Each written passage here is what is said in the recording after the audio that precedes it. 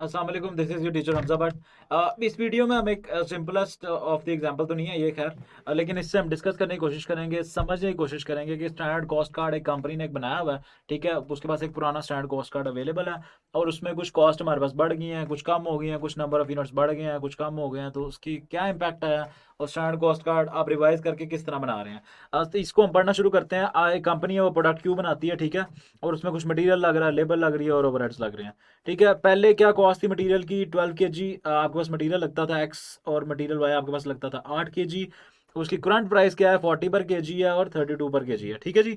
उसके उस पे प्रोडक्ट क्यू को बनाने के लिए हमारे पास 20 घंटे लगते थे डायरेक्ट लेबर के, ठीक है, एक यूनिट को बनाने में, और उनको हम 10 पर आवर हम पे करते थे। ठीक है, पहले हमारे पास यूनिट एनुअल प्रोडक्शन जो थी हमारे पास थी 2400 यूनिट्स, ठीक है, और वो पूरे साल ही बनते थे। और स्टैंडर्ड सेलिंग प्राइस पहले थी 1250 पर यूनिट।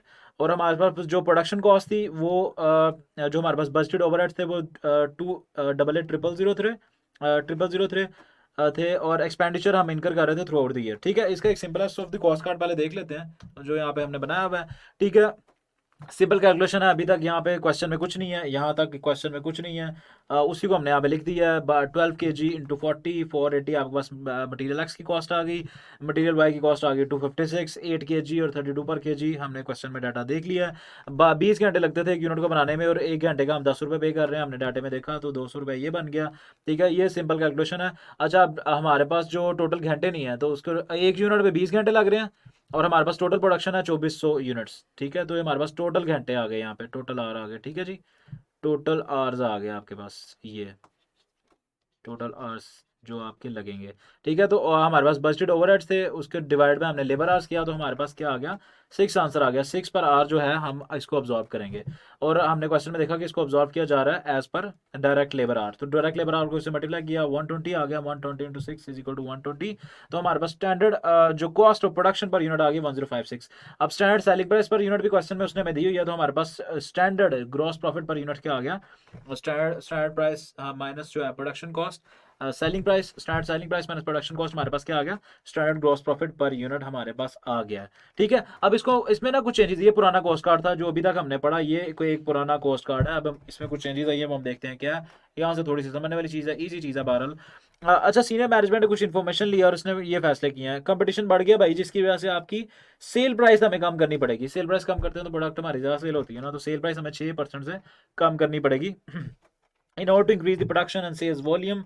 वॉल्यूम का मतलब हमेशा नंबर ऑफ यूनिट्स होते हैं। स्पेशल मार्केटिंग कैंपेन लॉन्च की गई है और आपको अपनी प्रोडक्शन और सेल्स को 10% से बढ़ाना पड़ेगा, मतलब अब हमारे नंबर ऑफ यूनिट्स बढ़ जाएंगे। पहले कितने थे 2400, अब इसको 10% बढ़ाना पड़ेगा। ठीक है, पहले हमारे पास सेल्स प्राइस थी ये 1250, अब इसको 6% से बढ़ाना पड़ेगा। इसका सिंपल तरीका, आप इसको 1.06 करें तो 6% से बढ़ जाती है।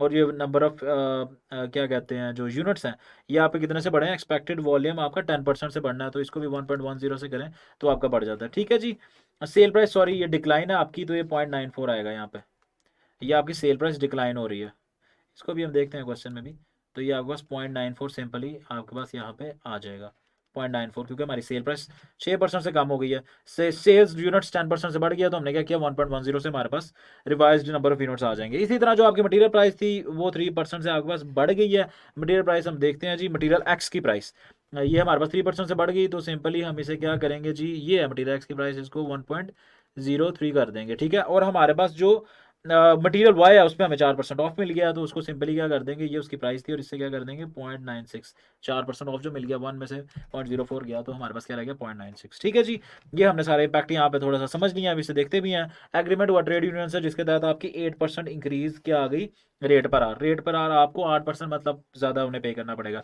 पहले आप क्या पे कर रहे थे उन्हें, पहले आप पे कर रहे थे, इधर हम देखते हैं जी 10 पर आर पे कर रहे थे, अब हमें क्या करना पड़ेगा, इनको 8% बढ़ाना पड़ेगा, मतलब 1.08। ठीक है, अब हो गया, पहले 100 था, अब 1 पहले 1 था, अब 1.08। ठीक है, 8% से इसको बढ़ा दिया। ठीक है, और जिसकी वजह से 10% हमारे पास टाइम सेविंग हो गई और घंटे हमारे पास क्या हो गए 10% से कम हो गए। पहले 20 घंटे लग रहे थे, अब हमारे पास कितने लगा करेंगे जी, ये भी 10% रिड्यूस हो जाएंगे। ठीक है, इसको भी देखते हैं क्वेश्चन में जाके, 2.9 कर देंगे 20 को, तो हमारे पास क्या आ जाएंगे 10% से रिड्यूस होकर आ जाएंगे, मेरा ख्याल 18 बनेंगे शायद। ठीक है जी, ये इसको हमने क्वेश्चन को देख लिया। इसी तरह हमारे पास जो फिक्स प्रोडक्शन ओवरहेड थी वो 5% बढ़ गई। इसकी कैलकुलेशन भी देखते हैं, ठीक है जी। अब ये हमारे पास नया कॉस्ट कार्ड आ गया, हमने देखा कि ये सारा वही सिस्टम किया हुआ है, सेम कैलकुलेशन 1.03, क्योंकि हमारे पास 3% से बढ़ गया था, मटेरियल वाई 4% से सस्ता हो गया था। इसकी कैलकुलेशन भी हमने देख ली, इंटू 0.96 हमने कर दिया। डायरेक्ट लेबर आर हमारे पास अब 18 घंटे चाहिए थे और 1 घंटे का हम अब 1.10% से जो है वो पहले 10 रुपये देते थे, अब उसको 1.08 से मल्टीप्लाई किया, क्योंकि वो 8% अब आपको ज़्यादा पे करना पड़ रहा है, क्योंकि लेबर यूनियन ने कोई फड्डा वगैरह डाला है। तो हमारे पास लेबर कॉस्ट क्या बन गई, 10.80 पर आवर आपके पास ये बन गई, ठीक है जी। तो हमारे पास जो फिक्स प्रोडक्शन ओवरहेड है ये क्या, इसकी कैलकुलेशन अभी हम देखते हैं।